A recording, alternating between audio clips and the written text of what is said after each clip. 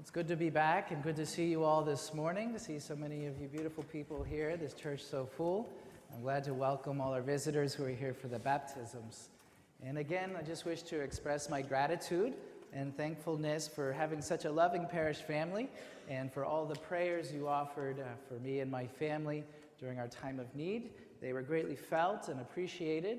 And I also want to thank Father David, who was so kind. I want to thank him publicly in front of you all, he was so kind in visiting my family several times and assuring me of your prayers and your closeness, and also allowing me to be with my family until Mom passed, and then he himself wanted me to take 4 weeks of bereavement.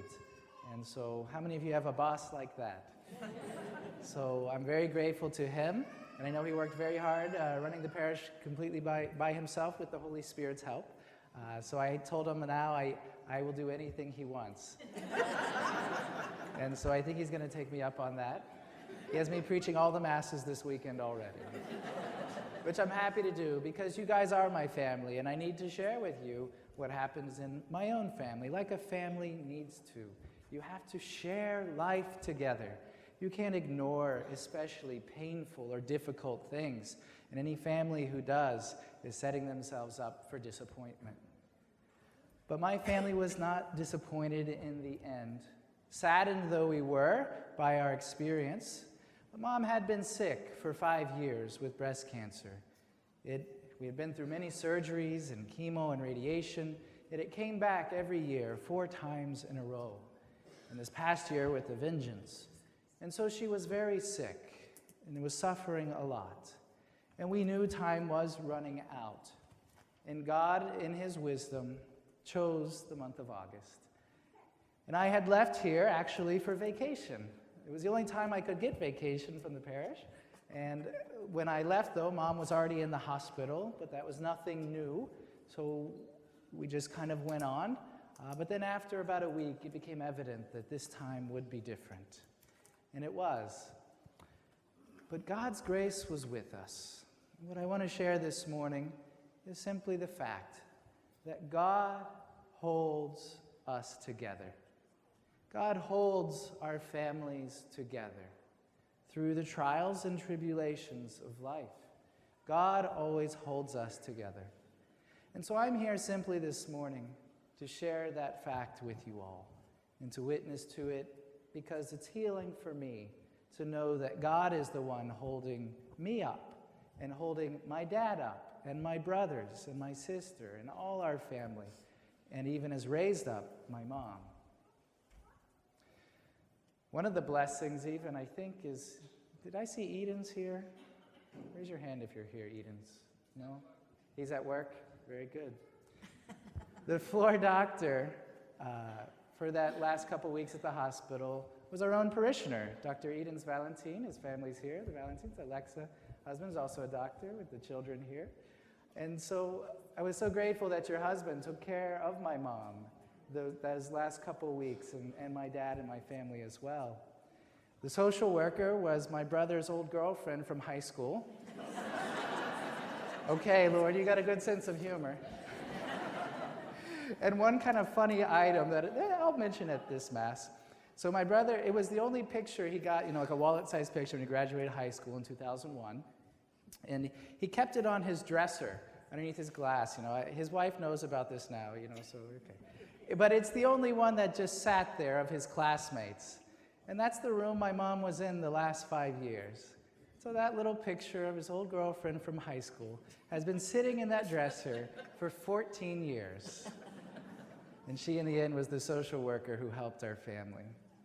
Just little signs that God shows us to reaffirm his closeness to us, to show how he is weaving a tapestry of lives in ways that are beyond our understanding or imagination. But as we entered into those days, I would like to share that it was sacred. We were walking on sacred ground.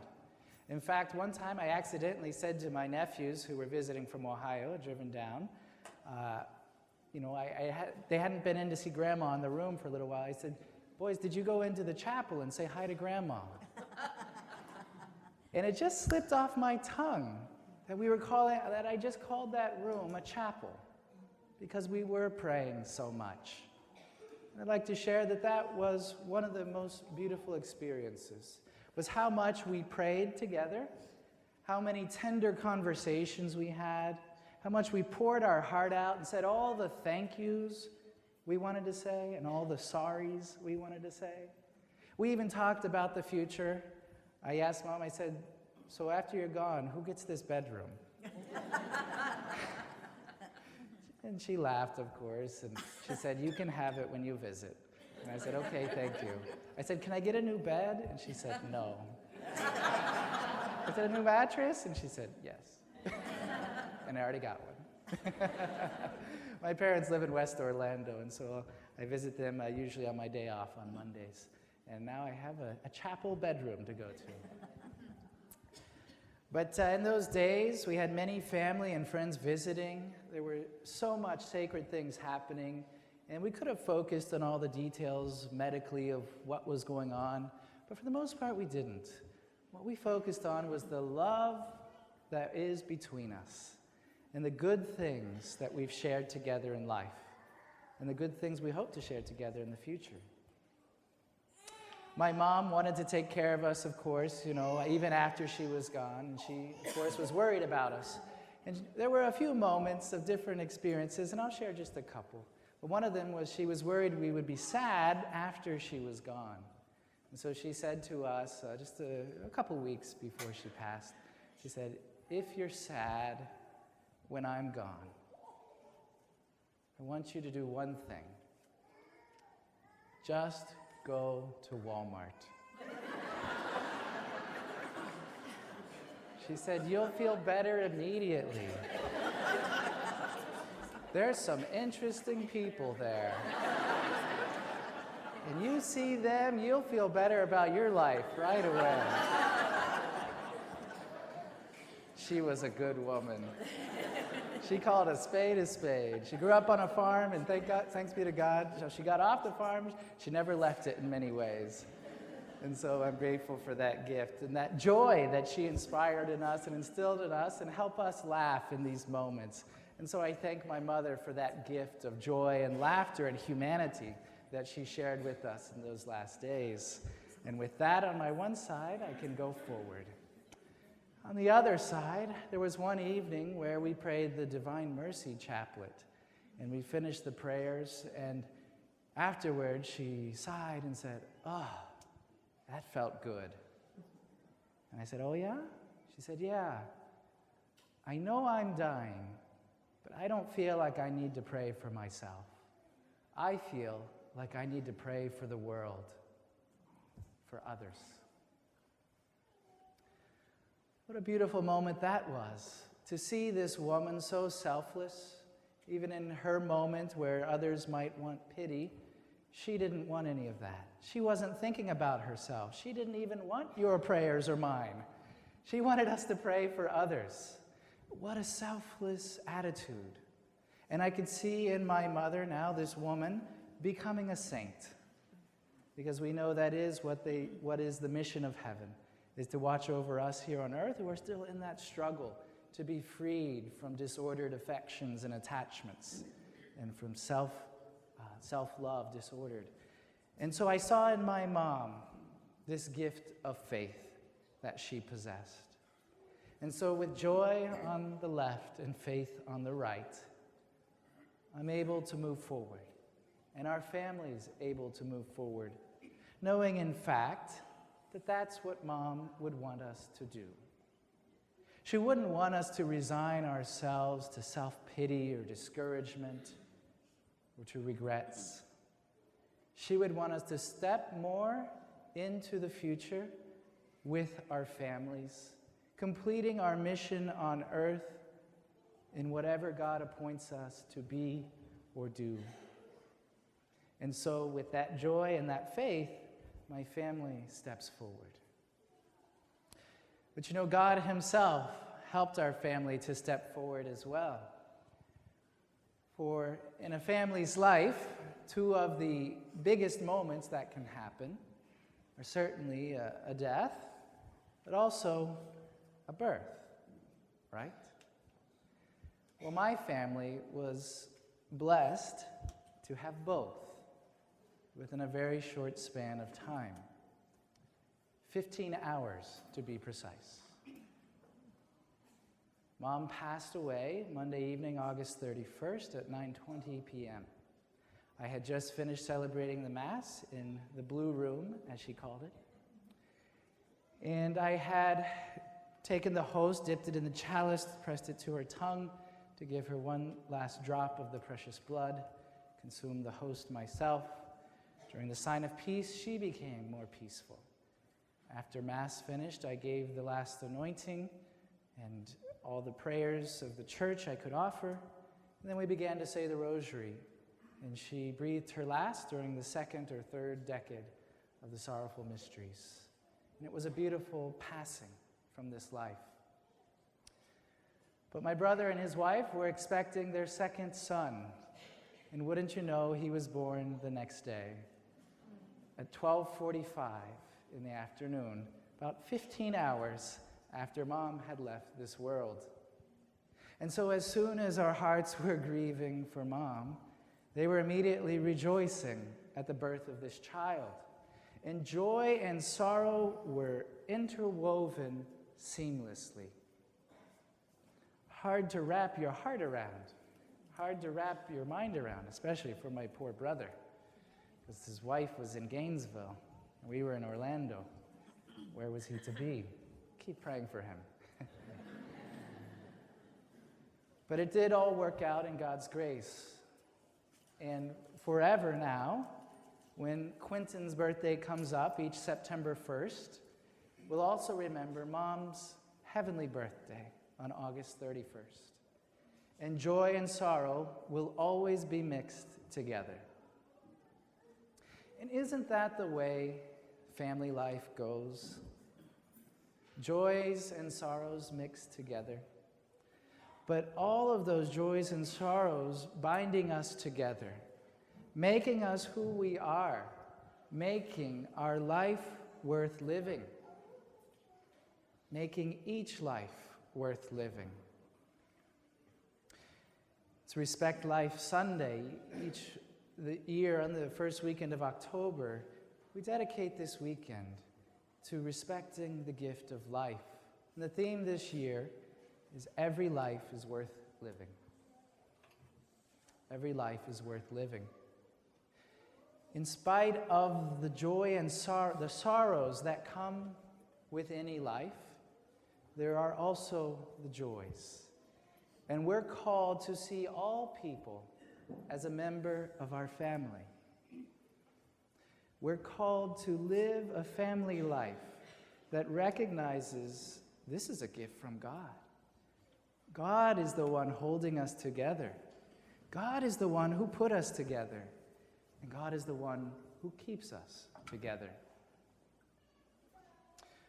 We heard in our readings today a little bit about marriage, and we heard Jesus' difficult yet prophetic utterance on marriage and divorce, which is a difficult subject, I know. And to anyone who's experienced a divorce, the only word I have is mercy. May God's mercy be upon you, console your hearts in your grief and pain. And I'll even share, my own father and sister went through a divorce. And so there's no condemnation from me or the Lord. But God's mercy is available to everyone. At the same time, we know that God's intention for the family, for husband and wife, is that they become one. And that they never learn how to live without each other, but that they learn how to live with each other. And in that sacred bond and union, their love becomes fruitful, and children enter the world. And those children can look up to mom and dad and see the way that a man loves a woman and a woman loves a man. And those children are formed in virtues, both human and spiritual, in the heart of a loving family. And that is a sacred gift that God gives to each one of us. And that is our vocation, to build and strengthen our marriages and our families so that every human heart knows the love of God and family. And so I shared about my family and what we went through, and how even a difficulty became the very means by which we grew closer together and deeper in love with each other. And my love for my mother has not decreased since her passing. It's increased. And my desire to honor her has increased. So I'm wearing the cufflinks she gave me. And I've done a few other things as well. It's even important to honor our father and mother after they pass. I'm learning. And so for us, I ask you, how is your family doing? How's your relationship with your children? How's your relationship with your parents, with your siblings, with friends and family? Do you realize the sacred gift of time that you have? The sacred gift of love that you have?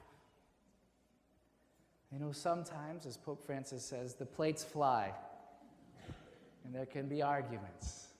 There can be troubles. It can seem like you're heading down that road of separation. But I want to encourage each and every one of us to do the work of the family. Do the work of marriage. Do the work of relationships, just as my family did the sacred work of dying with my mom.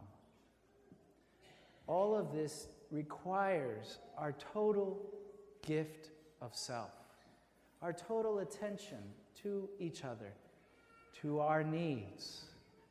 Do we communicate what we need to our spouses, emotionally, spiritually, even physically? Do we communicate our needs in healthy and appropriate ways? Or are we getting them met elsewhere? Are we learning to live separate lives? Or are we growing together?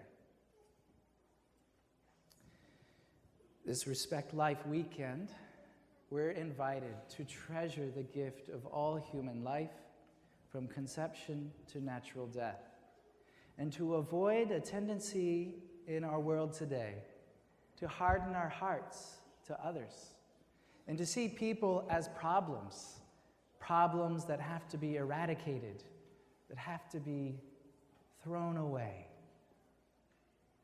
This tendency, unfortunately, happens at the two extremes of life, the beginning and end, the elderly and the unborn.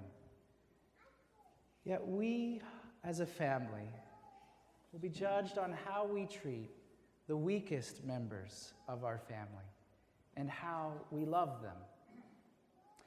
My mother could not take care of herself in the end, but we did not see her as a problem. We saw it as an opportunity to show how much we cared. And God gave us that gift and grace to show how much we cared. And as we showed that love, we realize this great gift it is to be alive and to let God hold us together as a family. I hope and pray that you will appreciate your families even more this day, and that you will remain close together yourselves through all the sacred moments of life, both the joys and sorrows. But I leave you with one of my mom's parting words, one of the last things she said before she lost her capacity to speak. And it was this, and I hope that you could hear as if God were saying this individually to each one of you, and I hope and pray parents and children could say this to each other. Never doubt how much I loved you.